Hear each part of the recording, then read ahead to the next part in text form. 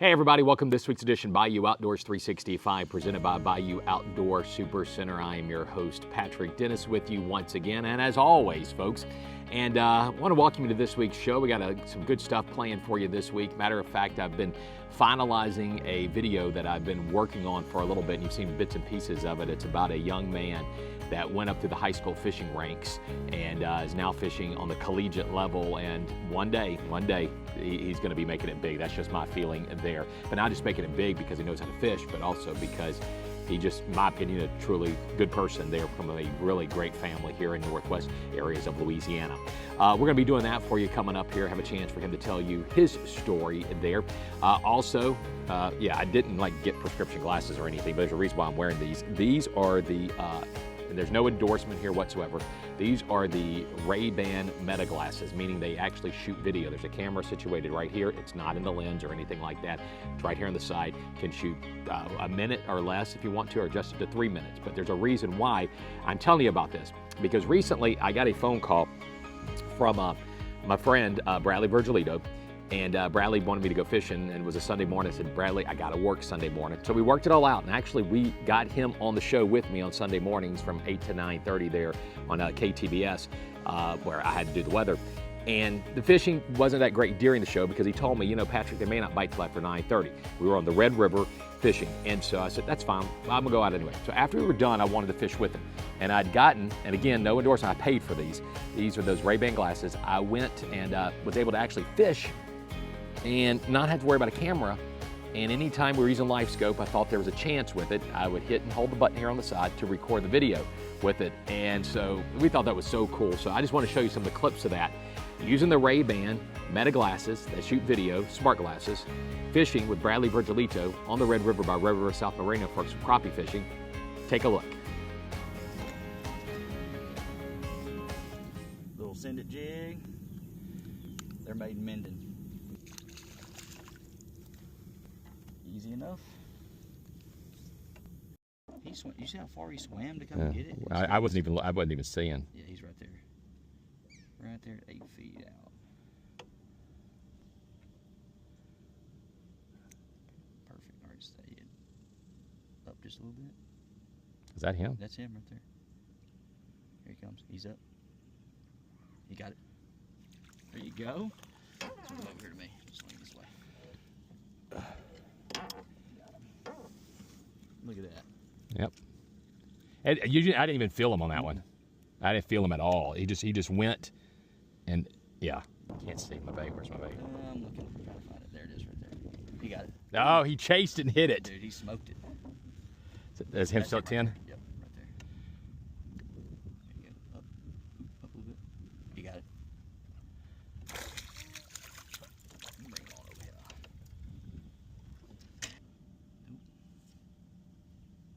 I mean, you're right on him. There he is. I pulled it up a little bit. Yep, and he hit it.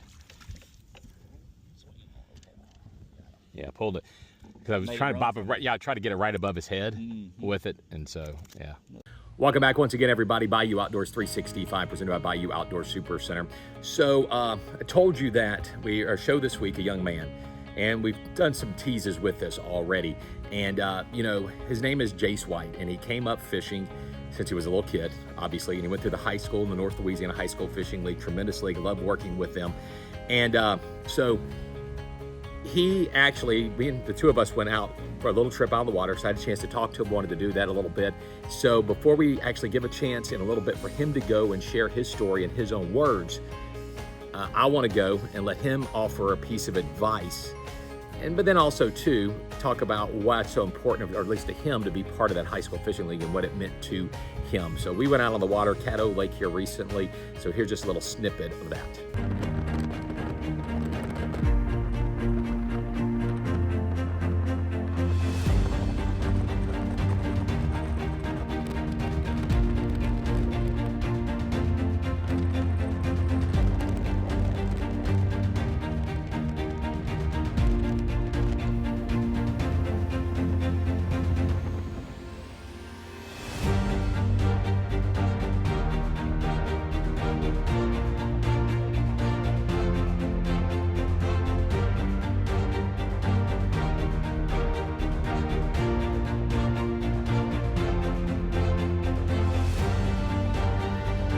Yeah.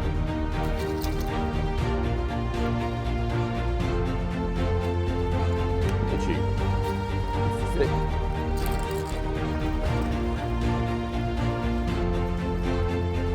Chance to set the hook.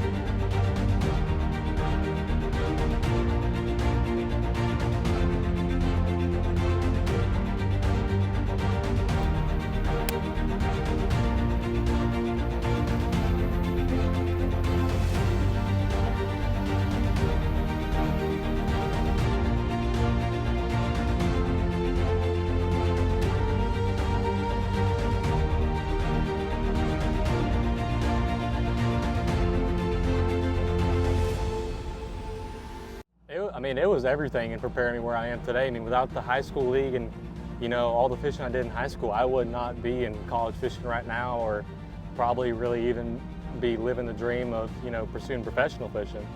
I feel like going through the high school league, it gets you a lot of experience. It really teaches you a lot about, you know, fish behavior, how to catch fish, and then with, you know, all the new lakes that they're going to, you know, it teaches you how to catch fish on different bodies of water, which is something you really need to know whenever you're stepping it up to the college level. So, I mean, without the high school league, I definitely wouldn't be where I'm at today, that's for sure.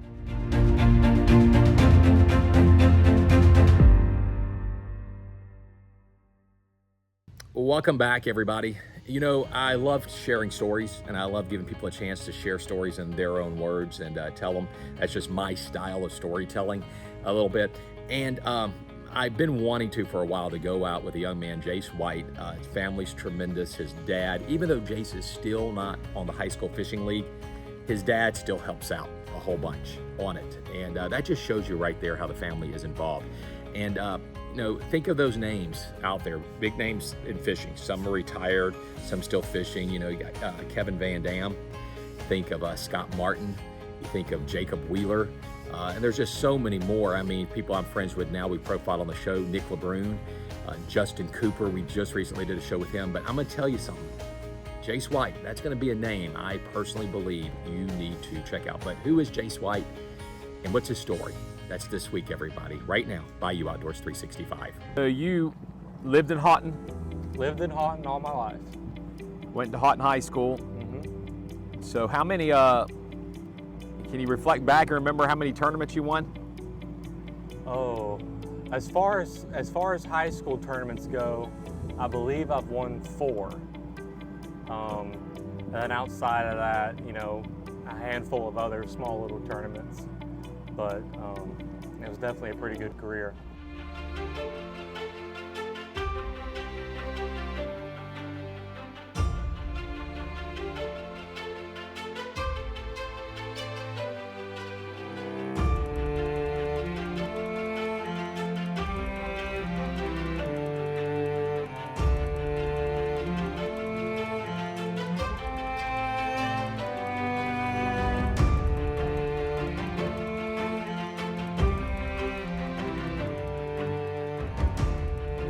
How different is it though for you now fishing collegiate versus high school? I mean, the biggest difference I would say going from high school to college is I've gone from fishing basically just Northwest Louisiana, and then now I have tournaments all over the country. I mean, I'm traveling, you know, everywhere from Missouri, Texas, Georgia, Alabama. I mean, anywhere in basically the Southeast United States, and sometimes even outside of that, I'm having to go to lakes that have all kinds of different, you know, techniques and backgrounds to them. Is I'm just having to learn a lot more. I feel like around here it's a lot of cypress tree lakes, a lot of grass lakes, but once you get out of this region of the country, you don't have a lot of that. So you really got to figure out and learn a lot of different ways to catch fish. And let's not forget also though, you're at college, but during your college career, because of the way the tournaments fell, you also were able to, with your former high school partner, get a very major achievement this year. What was that? Yeah, so me and my partner, Carson Adcock, in my senior year, we won the Bassmaster High School Open on Red River. And at the time we didn't know it, but that would eventually qualify us to fish the Bassmaster High School Classic, which is an event they run at the same time as the regular Bassmaster Classic. It was 12 high school teams that got to go and compete on a lake that none of us ever seen before. We got to go fish for a day and got to walk across the same stage as the real pros and weigh in on the Bassmaster Classic stage. 19 pounds!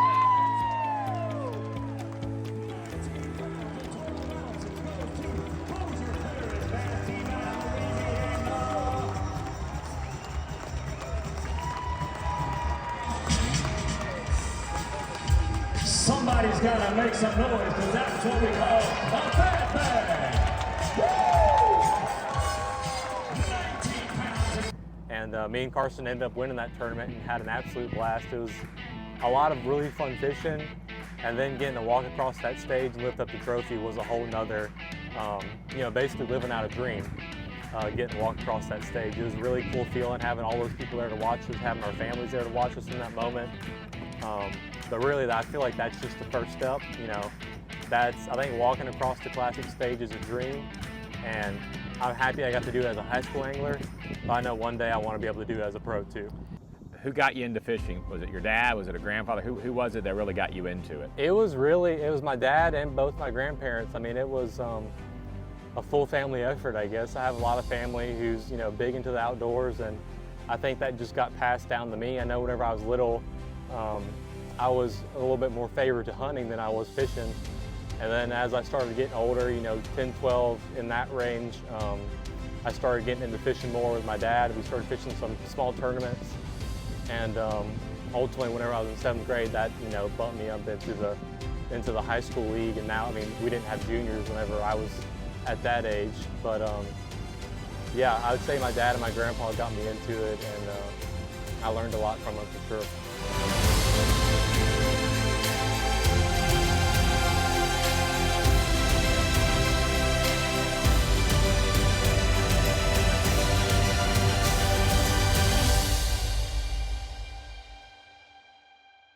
So what is your ultimate goal? I think the ultimate goal is to just make it into professional fishing. Try and make a career out of it. And I love fishing. I've loved it ever since I was little, and I just want to be able to keep doing it for the rest of my life. And whether I'm in professional fishing or just fishing for fun, it's something I'm always going to do. Welcome back, everybody. Bayou Outdoors 365% of Bayou Outdoors Super Center. Real quick, I want to tell you about this here. I've already given you a hint. DeSoto Parish Outdoors. We got some great new sponsors. We got something I might tell you about right now because we're still working out details on it. But go down to Logansport, Louisiana, and we have 3 businesses I want to tell you about. We have 5 Point Outdoors, State Line Precision, and the Crawfish Shack. Crawfish Shack, by the way, amazing food. Take a look at the video right now. That is some good stuff there. So if you go to Logansport, you got to stop at the Crawfish Shack. Follow them on Facebook also for what they have going on there too. But we stopped by briefly. We're going to have more on this coming up here in some future shows to talk to both the owners for you at the other 2 locations, 5 Point Outdoors and State Line Precision, on what their stores are all about. Just here's a little snippet so you can find out and go see them yourself. Anything that you need, we want you to be able to walk in if you had nothing and we could outfit you. If you were going with a buddy and said, I have nothing, what do I need? I could sell you a pair of boots, a backpack, binoculars, a bow, ammunition, arrows. We can custom build arrows, any type of bow work, targets. We have knives if you need a knife. Any type of fishing tackle. You look like you take great pride in the fact that you have adequate ammunition. You have a wide variety of firearms in here, the accessories in here. You'll work on them also. This is that one-stop gun shop, basically. Am I pretty close on that? Yes, sir. We cover everything from anything from the basic cleaning job to some of the more advanced smithing. If you need parts, pieces, something for your next hunting trip, if you're going to Alaska, we have a customer now. We're getting him set up to have his firearms and all ready to go Alaska. So. One more time, everybody, we want to take a look at Jase and a little advice for those coming up in fishing, and especially at that middle school and high school level.